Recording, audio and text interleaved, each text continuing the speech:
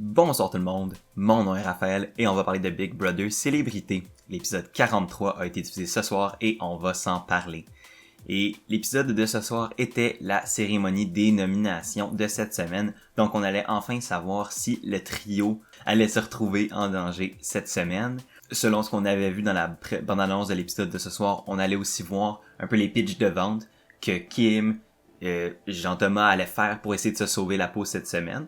Donc, ça a quand même été un épisode chargé, mais pas non plus le plus dynamique, mais je trouve qu'on a vu quand même du gameplay de bonne qualité de la part de certains et de très mauvaise qualité de la part de d'autres. Mais j'ai hâte d'en parler. Donc, on va pas plus attendre et on va directement passer au cœur de la vidéo. L'épisode s'est commencé par un segment ultra rapide où on a vu Kim finalement reprocher directement à François d'avoir aidé Camille pendant l'épreuve du patron de la maison. Elle dit « Mais pourquoi tu lui as montré à respirer? Pourquoi tu l'as aidé à gagner? C'était complètement inutile de ta part. » Puis François qui se défend en disant « Écoute, j'étais pour faire quoi? Elle me l'a demandé, j'étais pas pour dire non puis partir. » François était mis dans une position où il fallait qu'il aide Camille pratiquement. Ça aurait été weird pour lui et pour leur relation qu'il fasse juste dire non. Fait qu'il a comme été mis dans un coin puis il a été forcé comme d'accepter à l'aider. Puis finalement ça a amené à ce que Camille gagne, mais en même temps, comme il dit, c'est pas moi qui ai mis les canettes à sa place. Je pense pas que Kim est trop fru après François non plus. C'est juste probablement sur le coup de l'émotion. Et là, on arrive au segment où on voit les pitchs de Jean-Thomas et de Kim pour essayer de se sauver la peau cette semaine. T'sais, on savait déjà à la base que c'était deux des joueurs qui étaient probablement le plus en danger cette semaine, et on savait qu'elle allait probablement essayer de faire de quoi pour essayer de s'en sortir. Encore une fois, un petit peu comme dans l'épisode d'hier, les deux segments entre Jean-Thomas et Kim étaient entrelacés, un peu comme les réactions de l'alliance des quatre pendant l'épisode d'hier. Donc, la manière que je vais commencer par parler du pitch de Jean-Thomas, puis après ça, je vais parler du pitch de Kim de manière séparée pour que ce soit plus clair.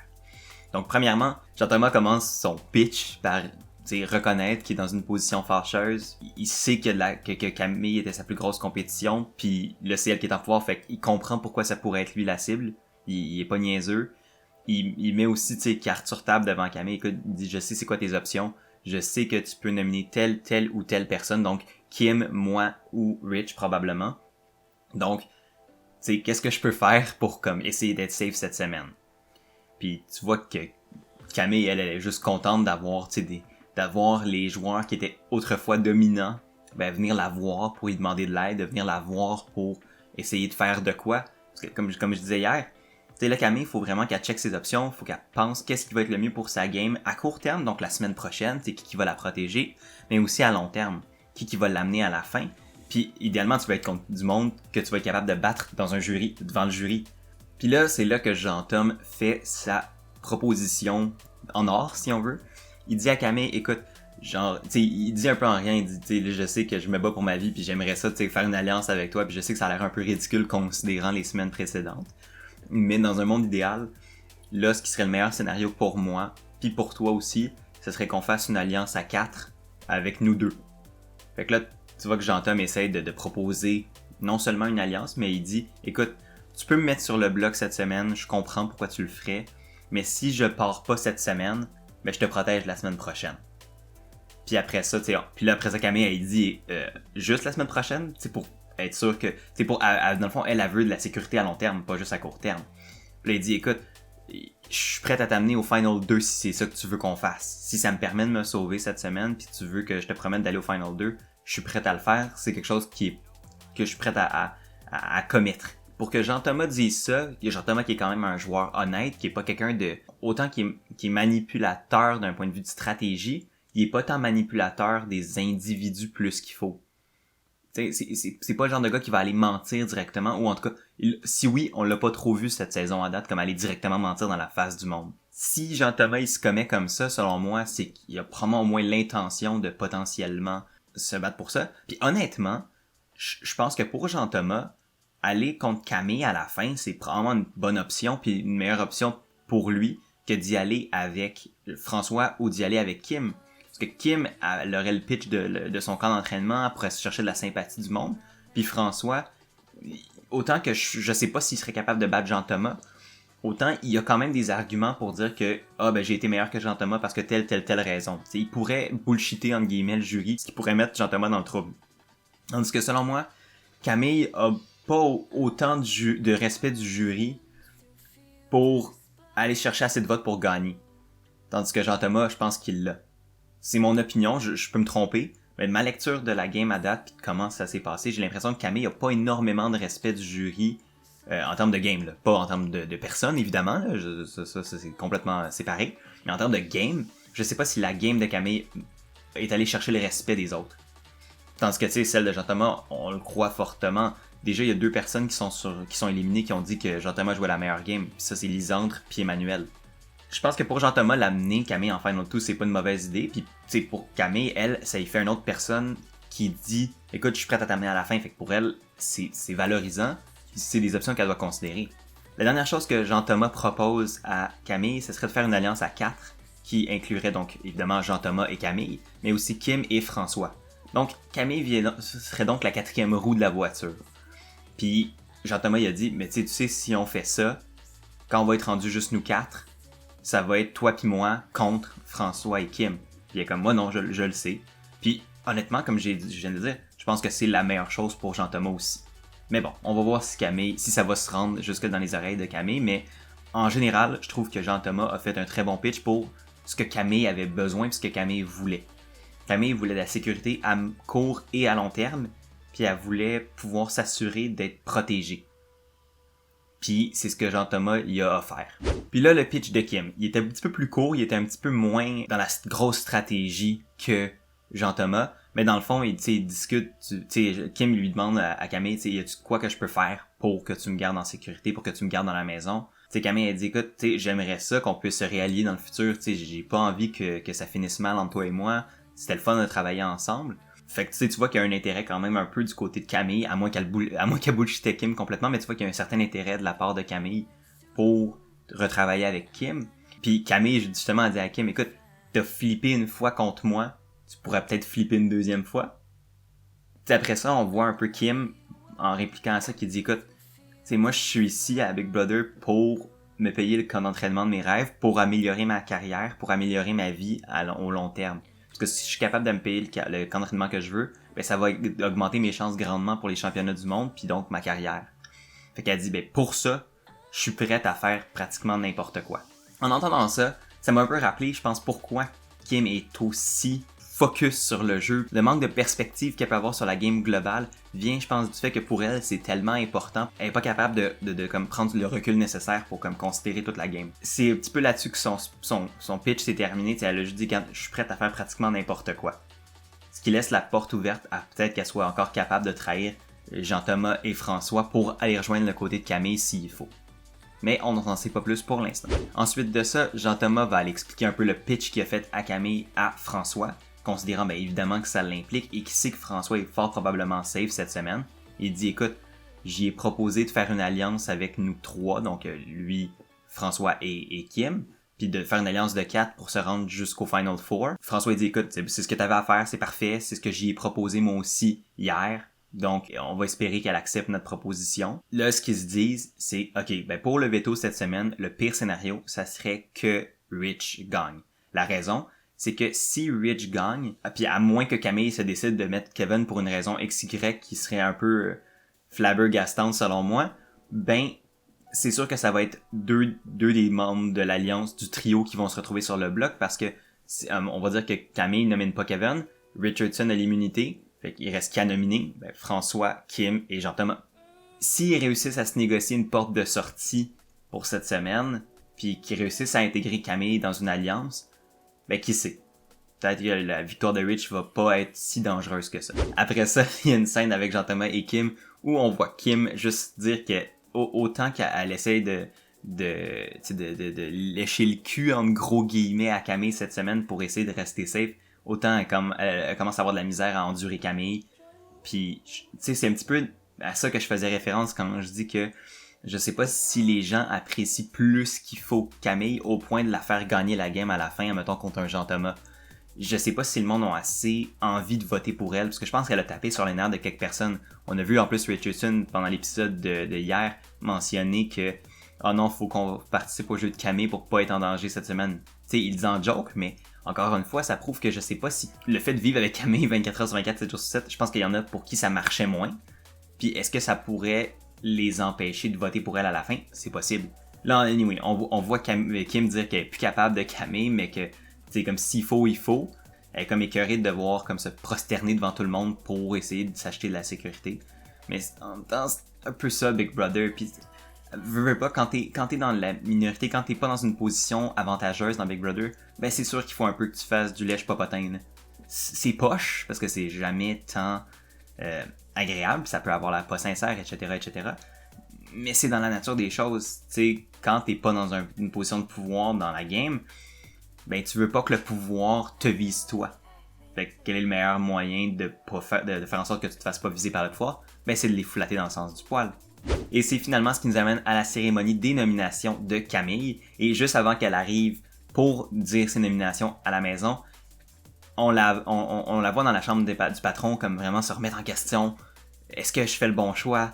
Est-ce que c'est les bonnes nominations? Fait que là, j'étais comme, ok, mais qu'est-ce qu'elle fait? Elle a-tu comme vraiment fait de quoi de fou? Est-ce qu'elle a dérogé du plan de nominer Jean-Thomas pour de bon? Parce que c'était ça qu'elle avait mentionné hier. Elle avait dit, tu sais, Jean-Thomas, c'est sûr que je le nomine. Fait que, on savait pas trop, mais ça me laissait quand même une petite surprise pour la cérémonie des nominations, puis ça, je trouvais ça le fun. Donc, lorsque Camille arrive, elle mentionne le petit speech de préambule habituel, et elle dit « J'ai nominé les 2 personnes cette semaine pour des raisons d'alliance et de stratégie dans les semaines précédentes, et pour ça, je nomine Rich. » Et moi, j'ai fait que « Oh non... » Pas « Oh non » dans le sens que ça me tentait pas, mais dans le sens que j'étais comme « Oh my god, elle a pas nominé 2 membres du trio. » Puis ça, je savais que ça voulait dire qu'il y avait quelque chose qui se tramait. Puis elle mentionne à Rich que la raison pourquoi elle l'a nominé, c'est parce qu'elle s'est rendu compte qu'il l'a trahi, puis qu'il jouait dans les 2 alliances en même temps.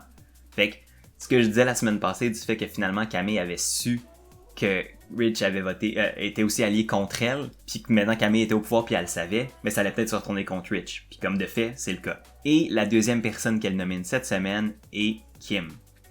La raison, Kim l'a nominé la semaine passée, et donc c'est pour lui rendre la juste monnaie de sa pièce. Finalement, la troisième personne qui était un petit peu mêlée dans ce trio-là de potentielles nominations, ben c'est Jean-Thomas. Et Jean-Thomas a réussi à ne pas toucher au bloc cette semaine pour l'instant. Moi, ce que ça m'indique, cette situation-là, puis comment les nominations de Camille se sont terminées, si on veut, ben moi, ça m'a juste prouvé à quel point Jean-Thomas est le meilleur joueur de la maison, de loin, là. Cette semaine, à l'amour est dans le pré.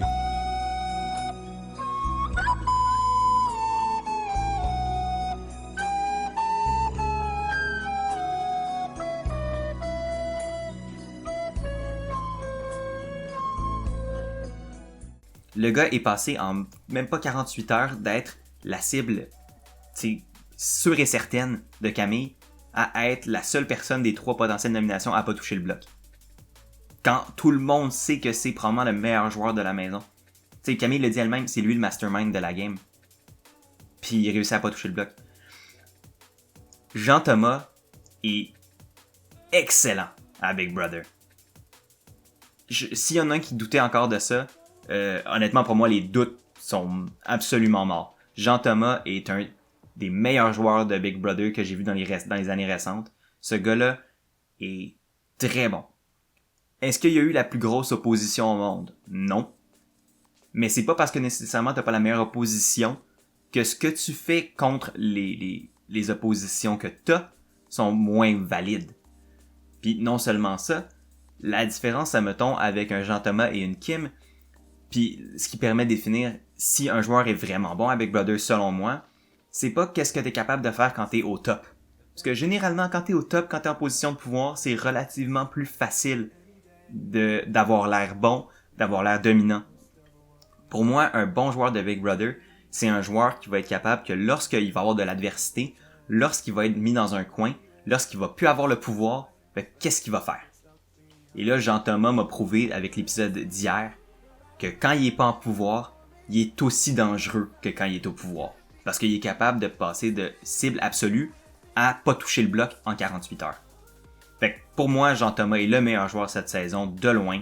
Tout le monde serait fou de l'amener à la fin. Parce que, honnêtement, être le jury, puis on sait maintenant que le jury est forcé de regarder tous les épisodes pour savoir ce qui se passe dans la maison, puis pour être capable de faire un bon choix de vote à la fin. sais, Jean-Thomas, il parle pas en mal de personne dans les confessionnaux. Il contrôle, tu sais, il joue bien comme au top, comme en bas. Honnêtement, n'importe qui dans la maison qui décide de l'amener à la fin, si c'est le cas, fait une grave erreur. Suite à la cérémonie des nominations, Camille et Richardson vont discuter dans la chambre du patron pour discuter de pourquoi les choses ont fini comme ça et pourquoi Camille finalement l'a nominé au lieu de nominer Jean-Thomas par exemple. Et c'est un peu là que Camille dit à Rich, écoute, quand j'ai su que t'étais aussi dans l'alliance des 4 roues, j'ai eu un peu peur parce que je savais pas, je pouvais plus te faire confiance, je savais pas si t'allais me trahir moi et Max. Rich il dit, ben tu penses vraiment que j'aurais fait ça? Puis elle dit, je pense pas, mais j'étais pas sûr à 100%. Puis c'est pour ça que je t'ai nominé, parce que je savais pas qu'est-ce que t'allais faire. Puis au début, j'écoutais l'épisode avec mes parents, puis mes parents étaient comme, mais pourquoi est-ce qu'elle nomine Rich quand il aurait pu être un allié versus Jean-Thomas qu'on savait qu'il était son ennemi la semaine passée? Puis c'est une expression en anglais que j'aime quand même bien, c'est tu choisis the devil you know versus the devil you don't. Jean-Thomas s'était quand même mis carte sur table, assez comment Jean-Thomas joue la game. Jean-Thomas est quand même assez prévisible dans ce qu'il peut faire, tandis que Richardson, elle avait aucune idée de ce qu'il allait faire cette semaine, ou la semaine prochaine s'il gagnait le pouvoir. Richardson est très flou dans sa game, il dévoile pas beaucoup de ses cartes, ce qui a fait peur à Camille, puis ce qui a fait en sorte qu'elle l'a pas nominé.